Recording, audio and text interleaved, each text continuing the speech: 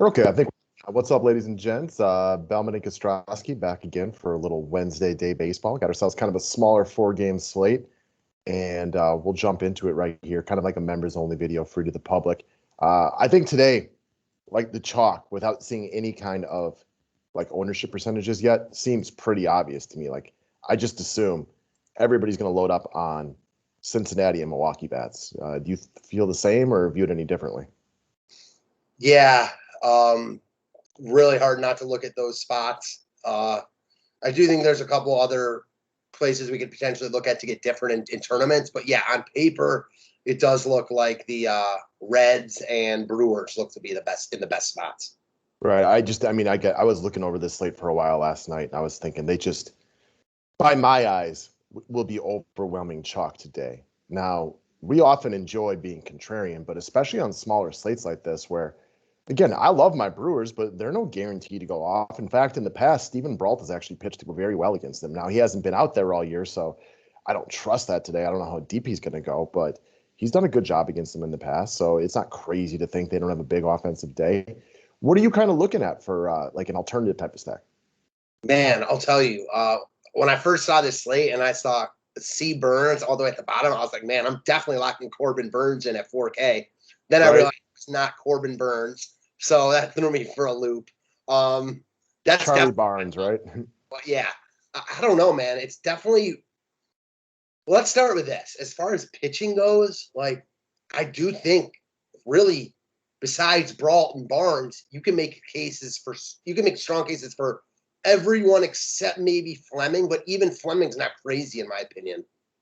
I agree with you. And then it gets into the question, do you need the salary cap space? Because especially if you're like, if you just look at like the Milwaukee guys, for example, like look at their outfield with a lefty on the hill, Garcia, Kane, and Taylor, 2,800, 2,900, 3,900, which my natural thoughts are then people are going to load up on the bigger money guys, Peralta, Castillo, and then Mm-hmm. probably use the bats right here. And I think that build makes a ton of sense on paper. But as we discuss almost daily on here, on paper in the game of baseball, it only works out so often. For sure. Yeah, man, it is. I think that's definitely the easy build is just to spend up on pitching and then use those cheap Milwaukee bats. I'm sure since he's got some cheap bats, They definitely a do. slate might be forced to leave money on the table also. Well, you just look at like Cincy and with a lefty on the mound, like I don't know, Aquino 2,700, Suarez is 3,800, Kyle Farmer 3,600, and up until last night had been absolutely scorching hot. So you don't take one bad game and throw that out there. So there are plenty of cheap bats at your disposal today. So I'm assuming that the two big money pitchers are going to be very, very popular today. Yeah, I completely agree with you. I think Here's the my one, question for you: Musgrove or Montez? If you had to take one of the slightly lower owned guys. that's actually the game I was just about to talk about because, man, that's a really good question. I'm not sure. And I don't know. Maybe this is just because we saw this earlier in the year. I remember a day slate where it was like Montas versus Barrios or something like that, and they got absolutely lit up, like very much offensive,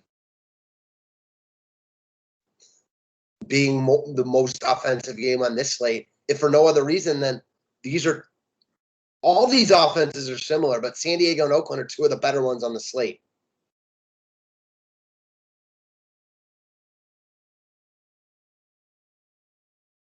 All right, we back? Yeah, we're back. All right, that's probably going to be my internet over here, so my apologies, everybody. So yes, I do remember that slate, Oakland against Minnesota, and Montez got absolutely lit up. However, we like Montez, and he's Yeah, really found something lately. yeah, he's in real good form. San Diego lineup was good last night, but no Tatis. I like Montas over Musgrove just because I'm a much bigger Montas fan than Musgrove. I agree. I have no arguments with that. I do think Logan Gilbert owns a little bit of upside, but at the end of the day, we often talk about being different in tournaments. And I thought last night was an interesting slate because a bunch of our alternative stacks were really, really good. The hard part was the Yankees were also really, really good. So on a slate like today, I like the chalk offenses the best. So I don't really have anybody I like want to go very aggressive with trying to be different right here. which, that can just mean maybe you don't play big here, or maybe you play a cash game if that's how you play some days. Or also, like, I remember a day slate a couple weeks ago, a week and a half ago. It was a smaller day slate, and I liked a couple of the chalkier offenses. I went with, I used them, but bottom of the lineups, etc. It's also like if you're only playing, it depends on, the type and size of contest you're playing. If you're playing, that big $15 tournament with, 15,000 people or whatever, and, all the money goes to first, probably don't want to use Peralta, Castillo, and do like, 5-man Brewer stack. But if you're in a 100-man tournament, just using one guy at the bottom of the order might be all you need. Also, the other thing to add in there is, like, when you take a look at, like, the Brewers, not that you're going to get a ton of lefties in the lineup, but Brault is probably not long for this game, right? Like, maybe a couple innings. Yeah. So if there is a lefty bat, I don't know, without Yelich around, they don't have a lot of lefty bats, but, if Rowdy Tellez happens to make the lineup today, Colton Wong, for example, those guys will be a little older. Jace Peterson is back. And the Pittsburgh bullpen is awful. Yeah. I don't know. Okay, so here's one for you. Jumping around a little bit. Peralta or Castillo, if you could only play one of them? That's another good one. I agree. It's a tough question. I like Castillo. And me too. It's because not that Peralta's not in good form, but he's not in his best form right now. And also, they are really monitoring how much he pitches at the moment. Agreed. He's gone 51 and 68 pitches the last 2 times out. He dominated Pittsburgh the other day, throwing up 26 points in 68 pitches, which is truly, truly impressive. But the number there to look at is 68 pitches. Now, the flip side of that, the Brewers' bullpen is in shambles with Hader hitting the IL. Last night, Hauser was throwing a no-hitter through 6 1/3. Came out of the game. They instantly got after the bullpen. The new relievers they just got absolutely destroyed. So maybe they give him a little bit of a longer leash today, because after losing a game that they clearly should have won, maybe they let him go 80, 85, 90 pitches. I like that idea, but the only reason I might say they don't do that is because they have like an 8-game lead on the division. I mean, they're playing good ball. They want Peralta healthy for the playoffs. So I don't know. It definitely gives me enough cause for pause where I like Castillo more. Yeah, if I could only play one of them, I'd go with Castillo. I agree with you. Montez owns good upside, but I don't love picking on San Diego. And Musgrove was awesome last time out, but was that just a byproduct of facing one of the worst teams in baseball? I don't know. Yeah, I'm definitely interested in some Oakland here, just because I think Musgrove's probably going to be a little popular, and they also are running a ton. Even last night against Snell, they left a ton of runners on base, but they had 5 or 6 steals. I think you said it best. The offenses that stand out are Cincinnati and Milwaukee. All the other ones, they're not going to stand out on paper, I guess is the best way to put it. I guess for me, as I was kind of breaking this one down, and I'm sure they don't come in unowned, but what about the Mariners? Yeah, I mean, they're also playing good ball right now. They continue to. Guys like Ty France has been good. Kanigher. Yeah, the Mariners are sneaky. Your boy Kalinick homered last night. Now, I don't know if he'll make the lineup today, but he just missed another one too. Okay.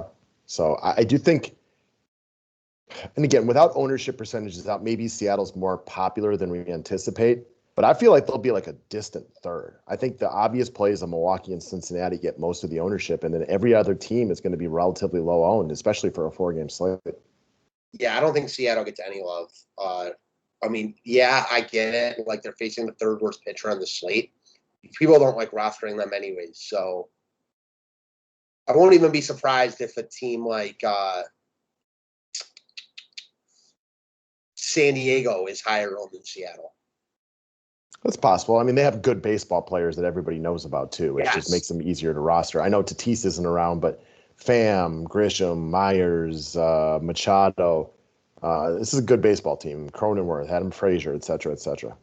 This is an interesting slate, though, because there is a big, the 2 pitching options are, Peralta and Castillo, and then really the hitting options, like you talked about at the beginning. There's a lot separating the spots of Cincinnati, Milwaukee, and everyone else. I agree. You don't have to twist my arm to talk me into Oakland at home on a day slate. Right. their lineup is all of a sudden juicy now too after adding, Yan Gomes and Harrison. Not that those guys are amazing, but Starling Marte in there. This lineup's nice. Yeah, for sure. So I can get on board with that. The offenses I have no interest in. Pittsburgh. Rarely interested in them. Minnesota. Castillo's just looks better and better, and they're not very good. So even if I don't use those pitchers, it's not because I'm trying to get onto those offenses. I agree. I think that those two offenses are really the ones I couldn't use here. And I like this Logan Gilbert kid. I know you were definitely a fan when he first came up, and he had a couple of rough starts to begin with, but he's been good since then. However, Tampa's a good baseball team. That's another one probably gets almost no ownership today that you could talk me into. It definitely. Tampa's just like Oakland for me, and they're a really good offense. They're not in the best spot today, but unless you're using Cincinnati or Milwaukee, you're going to have to pick on a pitcher that you don't really want to pick on. Yeah, Rosarina is on fire right now. He's affordable at 4,500. So even if you just use him as a one-off, because you have to assume that those Cincinnati and Milwaukee outfielders that are so cheap are going to eat up a majority of the outfield ownership. Most definitely.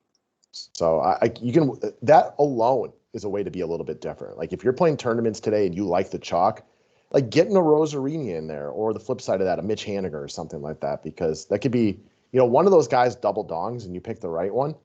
That's a nice way to be subtly different than the pack. For sure. And I'll say this just because we're talking about Tampa. Last day slate, I think it was last week, Tampa was facing Garrett Cole. I think I covered it solo, so you might not have known about it, but they took down the slate. That 14-0 game that came against Garrett Cole on a day slate. So they have a really good offense, especially if they can knock the starting pitcher out of the game. Let's say they make Gilbert work and he's at 60 pitches after 3 innings and a couple hits. And Tampa's another one. As much as I talked about Oakland and them, Tampa probably has the best offense on the slate. They got good players. Your boy Wander Franco, 7 hits over his past 4 games, so he's really starting to feel it. Obviously, their outfield's phenomenal with Cruz, Meadows, or Rosarina, Lau, Yandy Diaz, G-Man Choi, whoever's in the lineup today. They have good hitters up and down the lineup. So there's a lot of teams I can make an argument for. The only 2 that I can't are going to be Minnesota and Pittsburgh. Same. So I like the chalk today, which means that I might play a rare double up. It's possible. Also because that allows me to roster Brewers players and stuff like that. But if you could just pick one alternative offense, I know it's early, the slate doesn't start for several hours, and you're obviously free to change your mind. But if you were to pick one alternative offense to stack outside of the 2 chalkier Milwaukee Cincy teams, do you have one right now? Yeah, I think it would be Oakland, just because at the end of the day, I don't think Musgrove's all that good. I definitely don't think he's as good as the masses do. So while I don't really want to pick on him, I'd rather pick on him than Montas right now. Obviously, Castillo and Peralta. And I think I'd rather pick on him than Gilbert. That's close for me, but Musgrove, besides the last start, hasn't been impressive to me at all. I know he pitched against Miami the start before that. He was not good. Miami is not good at all right now, but they were close. It reminded me of that Mania start against Arizona a couple months ago where he was teetering, but the offense just wasn't good enough to do anything. I think I got Oakland as 1A. I think I slightly prefer Tampa after talking it through, but it's really, really close for me. Their offenses are similar. I think Oakland and Tampa have very similar offenses, so they are close for me too. I think obviously both opinions are open for change too. If you get ownership percentages in here in a little while and you're covering the write-up and everything like that, and all of a sudden you see Oakland's more popular than I expected. It's going to be more likable for Tampa on the flip side goes forward. If all of a sudden Tampa is chalky, give me Oakland at home on a day slate. Yeah, for sure. And then I do agree with filling in with a couple Seattle pieces depending on their lineup. They're going to be cheap. They've got power. They're playing well. So, yeah. I say another reason Cincy and Milwaukee are going to be super popular is we already just talked about the obvious points, but we have 4 games going. We have 2 very nice pitcher parks in Oakland and Tampa, and then Milwaukee and Cincy are big-time advantage hitters. So, the ownership should just go so heavily right there. And again, neither of us argue the fact that on paper, these are clearly the best places to go. But on these shorter slates, we mentioned it before, and we'll continue to mention it every time we have one. You just need these 2 teams not to be very good today. And that is not that difficult to imagine. No, it's not at all. I'm with you 100%, 1000% actually. So that's what we got for today, guys. Appreciate y'all tuning in, and we wish everybody the best of luck today. Thanks a lot, guys.